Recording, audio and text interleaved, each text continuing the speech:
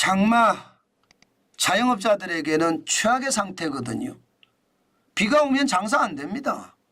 비가 오면 오던 손님들도 안 오고요. 배달도 그만큼 줄기 때문에 장사는 진짜 어려워지거든요. 그런데 이 장마가 너무 길어요. 일반적으로 한반도 우기라고 이야기할 정도로 깁니다. 지금 보시는 것처럼 이게 저쪽 중국에서 말입니다. 중국에서 수증기가 계속 이렇게 몰려옵니다. 특히 티베트 고원에서 이게 막히고 남부에 갇혀있던 수증기가 한반도로 한꺼번에 몰려옵니다. 그러면 북태평양 고기압하고 부딪힙니다. 이게 어디로 갈 데가 없어요. 어디로 갈 데가. 한반도에 머뭅니다. 지금 현재 말입니다. 현재 폭우가 쏟아진 곳이 중간지역이라고 합니다. 중간지역. 대한민국의 중간지역. 지금 대기의 강이라고 폭우가 내리는 곳 있죠. 여기가 상주를 비롯해서 문경이라든가 보은이라든가 아니면 영동이라든가 이쪽이거든요. 여기에 지금 집중호우가 내렸다는 것 아닙니까? 이렇게까지 내리는 게 결국은요. 중간지역에 집중호우가 내리지만 이게 얇게 퍼져서 전국에도 살살살살 비를 뿌립니다. 비를 뿌리니까 이게 문제가 되는 데다가 옛날에는요. 여러분들 다 기억하실 거예요. 장마하면 일주일. 뭐 5일만 될 수도 있고요. 뭐 일주일이면 다 끝납니다. 우기 쭉 물러갑니다. 그런데 지금은 어떻습니까? 지금은 일주일 만에 장마가 끝납니까? 3, 4주는 그냥 기본이고요. 2달 이상 가는 경우도 진짜 많습니다. 그래서 오죽했으면 한국형 우기라는 표현을 쓰겠습니까? 최장 장마가 있었던 곳 생각을 하면 이게 엄청납니다. 이렇게 되면 여러분 매출이 어떻게 될까요? 폭삭망합니다. 폭삭망합니다. 긴 장사의 장사 폭삭이란 말이 틀린 말이 아니에요. 실제 2020년 여름에 최장 장마 54일 동안 있었거든요. 2020년 여름 54일 최장 장마였습니다. 그 당시에 내수가 얼마나 위축이 됐느냐. 서비스업 생산은 마이너스 1.0%예요. 굉장히 많이 떨어져 장사 안 된다는 뜻이에요. 그중에서 음식 숙박업의 생산은 2020년 8월 기준으로 봤을 때 마이너스 7.9%였습니다. 결국 말입니다. 우기, 한국형 우기라고 이야기하는 요즘 긴 장마가 계속이 된다는 것은 내수가 위축이 된다. 자영업자들이 진짜 몰락한다. 소상공인들이 어려워진다. 이런 뜻인가요? 맞습니다. 긴 장마가 장사를 폭삭 망하게 한다는 뜻입니다. 그만큼 어렵다는 이야기 지금 하고 있는 겁니다.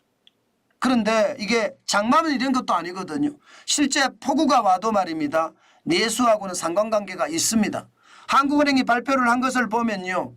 2023년 5월에 전국 평균 강우량이 193.4mm로 평년 대비 1.9배가 늘었습니다. 2023년 7월에 전국 평균 강우량이 말입니다. 560.1mm로 평년 대비 1.7%가 늘었어요. 그러니까 5, 6, 7이잖아요. 5, 6, 7. 이것을 말입니다. 2023년 1, 2, 3월하고 비교를 해보면요. 이게 소비 감소율이 마이너스 0.5%포인트 떨어졌습니다. 그러니까 장마만 내수에 영향을 미치는 것이 아니라 폭우도 내수에 영향을 미친다. 그러니 폭우가 오는 것도 문제고 자주 오잖아요. 이게 봄장마가 왔다고 이야기할 정도면 폭우가 얼마나 많이 옵니까? 게다가 가을장마도 온다고 하잖아요.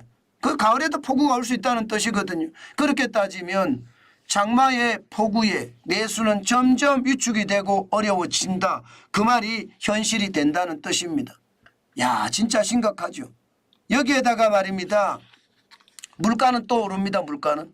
기상 여건이 변화가 되면 물가는 계속 오릅니다. 과거 대비 온도가 10도 상승하잖아요. 그러면 물가는 0.04%가 오르고요. 강수량이 100mm 증가하거나 감소하면요. 물가는 또 0.07% 오릅니다. 가뭄이 와도 오르는 거고 혹은 물난리가 나도 오른다는 거. 그러면 여러분 자영업자 입장에서는 장사는 안 되는데 물가까지 오르면 이거 감당할 수 있겠습니까? 특히 말입니다. 잎채소 같은 경우는요. 장마가 쥐약이에요. 장마가 얼마나 내리느냐에 따라서 굉장히 달라진다고 저는 생각을 하거든요. 잎채소는 지금도 현재 말입니다. 잎채소 가격은 지금 올라가고 있습니다. 적상추가 100g당 가격이 지금 일주일간 17.3% 올랐고요. 한 달간으로 따지면 31.1%가 올랐습니다. 배추 한 포기도 일주일간 26%, 한 달간 하면 29.1%가 올랐습니다. 시금치도 마찬가지입니다. 일주일 사이에 30.1%가 올랐습니다. 이러니까 잎채소는 다 오르는 거죠. 그러면 자영업자들은 어떻게 돼요? 죽어나는 거죠. 실질적으로 지표를 봐도 마찬가지입니다. 소상공인 경기 체감 지수가 6월에 57.3까지 떨어졌습니다. 물론 과거보다 많이 떨어진 건 아니지만 근래에 좀 좋아졌었잖아요. 3월에 64.5가 기록했고요. 4월에 64.4를 기록을 했는데 6월에는 57.3으로 떨어졌다는 것. 긴 장마에 장사가 더 망할 수 있다는 것. 문제는 앞으로도 마찬가지예요. 전망지수 자체는 더 떨어집니다. 57.9입니다. 57.9면요. 2021년 8월에 45.4를 기록한 적이 있거든요. 그때 이후 최악입니다. 전망은.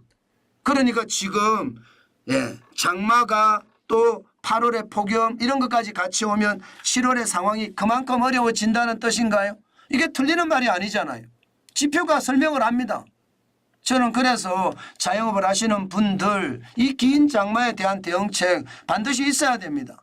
어떻게 하든 배달을 늘려야죠. 택배를 늘리고 방법은 그 방법밖에 없습니다. 가만히 앉아서 손님을 기다리는 시대는 지났습니다. 이제는 움직이고 움직여서 뭔가 새로움을 찾아내는 것 당연히 필요하다고 생각해요. 과거보다 장마가 길어지고 변칙적으로 계속 커지는 것 이것은요. 자영업자들에게는 더 어려운 더 험난한 그런 경로를 말해주고 있는데 당연히 그 험난한 경로에서 우리가 살아남으려고 하면 혁신이 이루어져야죠.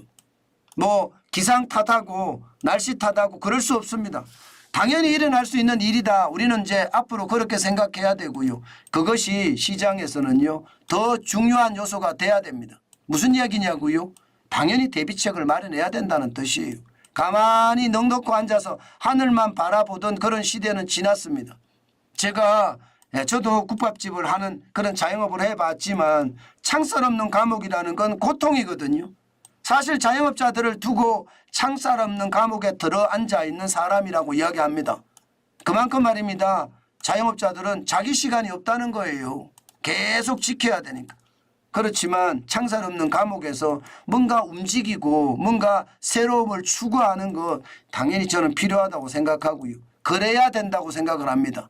그래야지 변화가 있고 그 변화에서 내가 성공의 틈을 잡아갈 수 있는 것 저는 당연히 있을 거라고 봅니다. 그만큼 요즘 어렵다 하는데 우리가 대비하고 또 대비하는 것 잊지 말았으면 좋겠다. 그 말씀 드리겠습니다. 자영업자 여러분 힘내십시오. 화이팅. 소상공인 여러분 힘내십시오. 지금 힘내지 않으면 더 힘들어진다는 거 아마 알고 계실 겁니다. 화이팅 화이팅입니다.